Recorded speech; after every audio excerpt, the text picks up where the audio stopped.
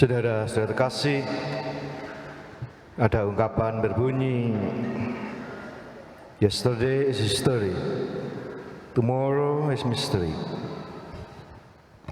And what is today? Today is a gift. That's why we call it present. Present. Kita bersama-sama pada hari ini bersyukur pada Tuhan atas anugerah yang telah kita terima sepanjang tahun 2022 ini. Dan pada jam-jam akhir menutup tahun ini, kita mendapat berita tentang wafatnya Paus Emeritus Benediktus XVI yang telah juga ikut mengisi sejarah Gereja Katolik. Beliau termasuk Paus yang kedua yang mengundurkan diri dan lalu digantikan oleh Paus kita sekarang, Paus Fransiskus. Ini bagian sejarah panjang gereja, dan kita bersyukur atas segala pengabdian dan cintanya yang beliau ungkapkan sesederhana dalam ungkapan beliau ketika sambutan pemilihan terpilihnya sebagai paus. Kata-kata yang keluar adalah, saya hanyalah hamba pekerja di ladang Tuhan. Kita bersama-sama bersyukur atas segala kasih Tuhan yang boleh kita alami dalam hidup kita masing-masing. Ini kesempatan kita bersama membuat eksamen apa yang telah kita alami sepanjang tahun ini. Apa yang baik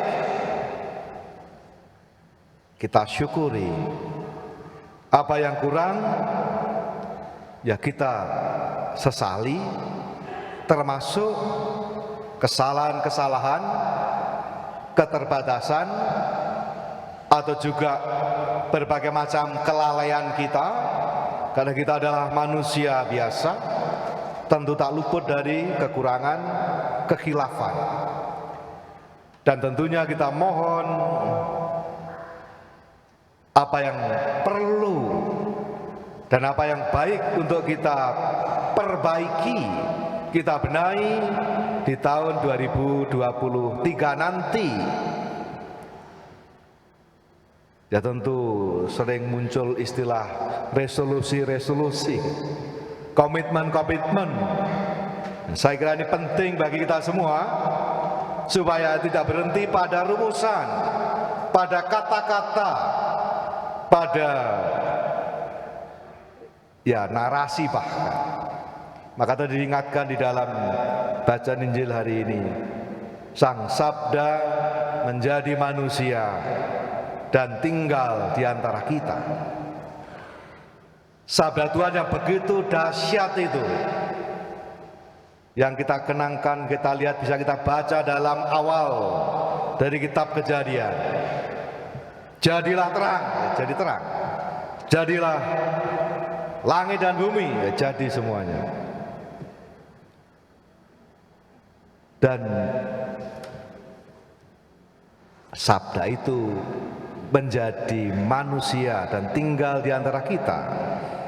Artinya bahwa tidak berhenti pada ucapan, tetapi mewujud nyata, mendapatkan bentuk, mendapatkan wajahnya yang bisa kita lihat.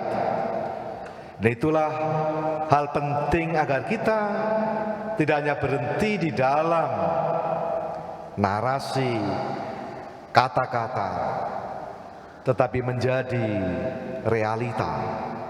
Itu yang kita mohon, supaya sebagus apapun rumusan-rumusan komitmen, resolusi-resolusi di tahun 2003, tetapi kalau itu tidak mewujud nyata, tidak membumi, tidak mewujud, tidak membadan, maka menjadi sia-sia.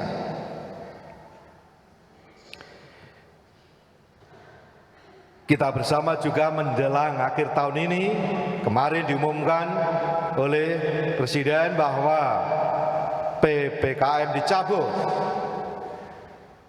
Itu berarti pembatasan kegiatan masyarakat, kerumunan dan pergerakan masyarakat tidak lagi dibatasi. Tetapi status darurat kesehatan pandemi itu masih berlaku dan dipantau terus sampai dicabut oleh WHO. Karena ini adalah pandemi global, bukan hanya urusan Indonesia. Maka diminta kita, moga-moga ini masa transisi dari pandemi menuju endemi. Maka diharapkan tetap mengikuti protokol kesehatan yang diharapkan dapat saling menjaga kita satu sama lain. Seorang Jean-Pierre Serikat Yesus punya ungkapan menarik. Serahkanlah masa lalumu pada kerahman Allah yang tiada batasnya, dan serahkanlah masa depan kepada penyelenggaraan ilahi Allah yang penuh kebaikan, dan persembahkanlah hari ini sepenuhnya kepada kasih Allah dalam kesetiaan terhadap rahmat-Nya.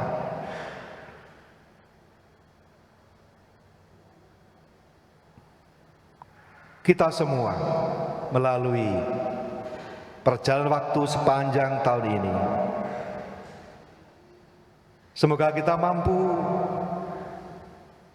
menghubungkan berbagai macam titik-titik, mosaik-mosaik dalam pengalaman hidup kita yang kadang masih tercerai-berai. Moga-moga kita menemukan sebuah perekat, menemukan benang merah yang membuat kita bisa melihat gambar besarnya. Sebagaimana keyakinan Santo Paulus dalam suratnya pada jemaat di Roma, bab 8 ayat 28. Kita tahu sekarang bahwa Allah turut bekerja dalam segala sesuatu untuk mendatangkan kebaikan bagi mereka yang mengasihi Dia, yaitu bagi mereka yang terpanggil sesuai rencana Allah. Moga-moga kita mampu menemukan itu, sehingga kita sungguh boleh, ini masih dalam masa Natal, tidak hanya merayakan Natal, tetapi sungguh mengalami Natal, mengalami Allah Immanuel, Allah beserta kita dalam setiap pergumulan hidup kita, dalam setiap kesulitan kita, dalam setiap kegelapan yang kita alami, dalam setiap kegagalan yang mungkin kita hadapi di tahun ini. Tetapi kita tidak pernah kehilangan pengharapan, tidak pernah kehilangan sukacita. Sukacita yang menjadi salah satu tema penting dari Paus Fransiskus. Salah satu ciri penting dari murid-murid Yesus, tidak pernah kehilangan sukacita. Beliau mengatakan bahwa dalam Evangelii Gaudium, seringkali kita sudah membuat syarat 1001 item, seolah-olah kalau semua dipenuhi baru bahagia. Satu saja tidak terpenuhi, kita menjadi kecewa. Nah, kalau begitu menurut Paus Fransiskus dalam Evangelii Gaudium, kita sendiri yang membuat kita tidak bahagia. Maka berbahagialah mereka yang tidak meratapi apa yang tidak mereka miliki, tapi selalu mensyukuri atas apa yang mereka terima, apa yang mereka miliki saat ini.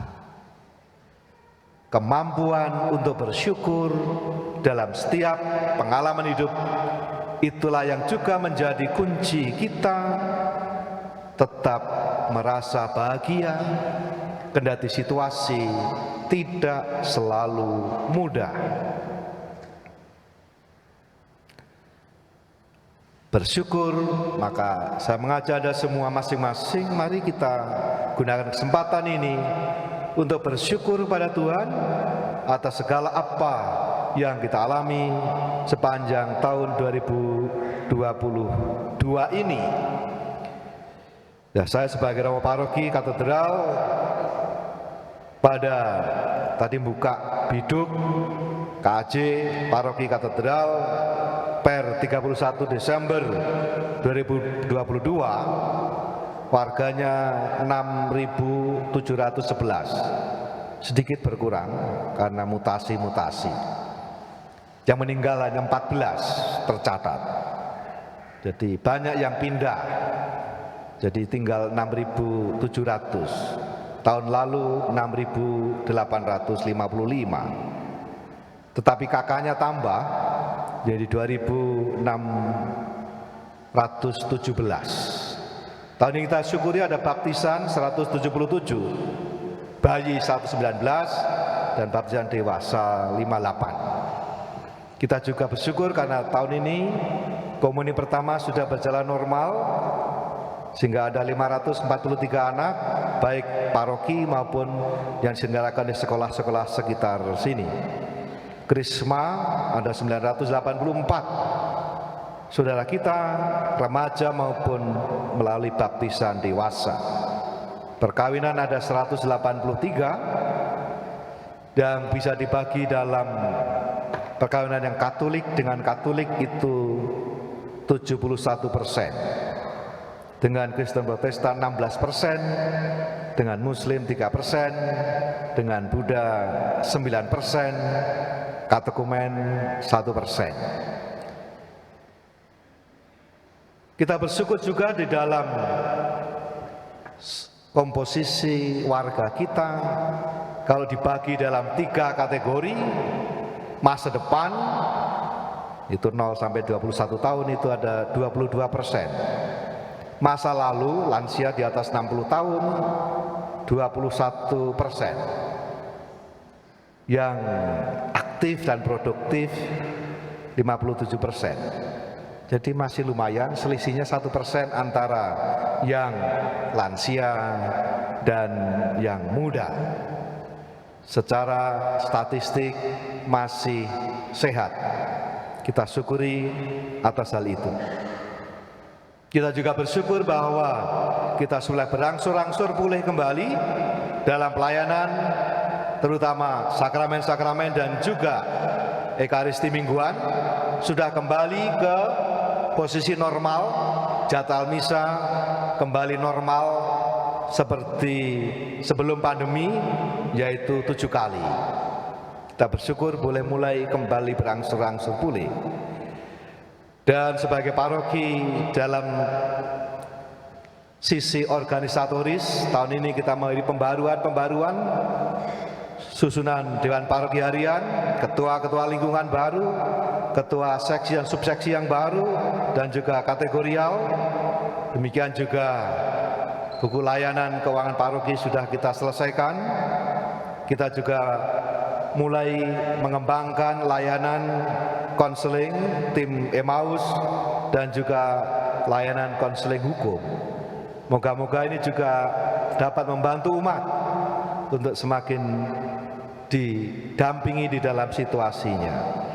Demikian juga kita bersyukur atas geliat gairah kaum OMK, kaum muda, untuk mulai beraktivitas, mulai melayani, termasuk khusus kemarin dalam gerakan peduli pada senior atau lansia. Kita juga bersyukur tahun ini telah ikut sama-sama mendukung pesta perak Tabisan Episkopal Bapak Kardinal kita dengan misa syukur, termasuk dengan wayangan kemarin. Sebagai paroki kita telah menerima kunjungan tim keuangan dan tim visitasi KAJ.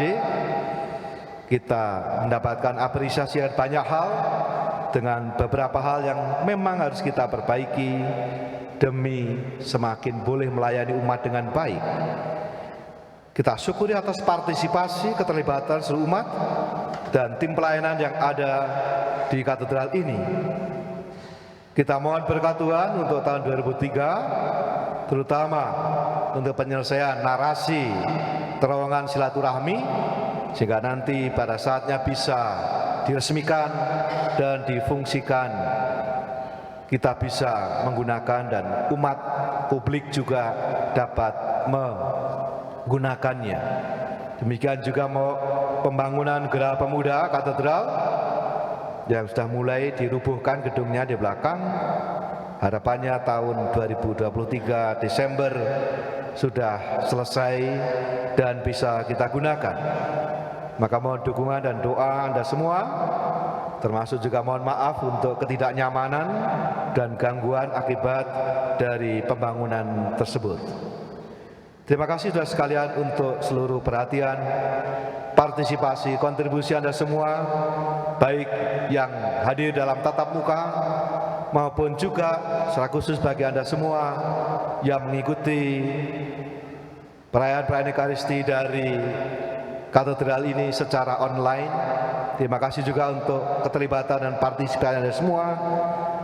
Terima kasih juga secara khusus disampaikan kepada para romo komunitas pastoran, Romo Mariono, Romo Edi, Romo Yudo, karyawan, DP Harian Pleno, seluruh pelayan gereja katedral.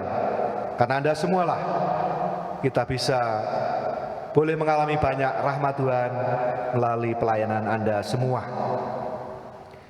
Saudara terkasih, kalau biasanya sebentar lagi kita hitung mundur, maka sebagai penutup saya malah mau hitung maju.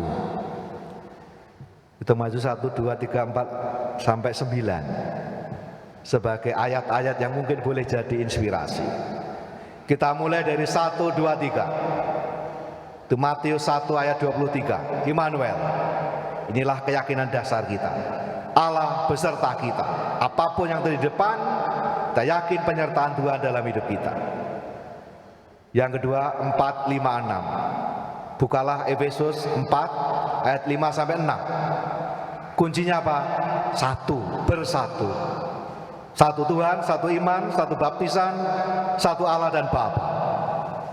Jadi kalau kita bersatu, bangsa ini juga bersatu sebagai semboyan Bhinneka Tunggal Ika, maka kita akan maju.